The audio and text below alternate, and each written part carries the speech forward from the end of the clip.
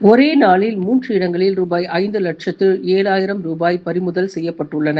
தேர்தல் பறக்கும் படையினர் அதிரடி: கும்மிடிப்பூண்டி புறவழி சாலையில் தேர்தல் பறக்கும் படையினரின் வாகன சோதனையின் போது ஆண்டார்குப்பத்திலிருந்து கும்மிடிப்பூண்டிக்கு மோட்டார் சைக்கிளில் உரிய ஆவணங்கள் இன்றி கொண்டு வரப்பட்ட ரொக்கப்பணம் ரூபாய் 3,15,000 பறிமுதல் செய்யப்பட்டது.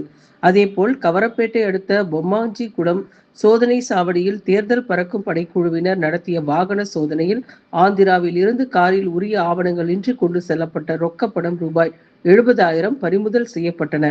ஊத்துக்கோட்டை அடுத்த பாலவாக்கம் சோதனை சாவடியில் ஆந்திராவிலிருந்து உரிய ஆவணங்களின்றி காரில் சென்னைக்கு கொண்டு சென்ற ரொக்கப்பணம் ரூபாய் 1,22,000 தேர்தல் பறக்கும் படை அதிகாரிகள் அதிரடியாக பறிமுதல் செய்துள்ளனர். இவ்வாறு பறிமுதல் செய்யப்பட்ட மொத்த பணத்தையும் கும்மிடிப்பூண்டி தேர்தல் நடத்தும் அலுவலக அதிகாரிகள் முன்னிலையில் ஒப்படைக்கப்பட்ட நிலையில் பணம் சரிபார்க்கப்பட்டு அங்குள்ள கருவூலத்தில் பத்திரமாக வைக்கப்பட்டுள்ளது.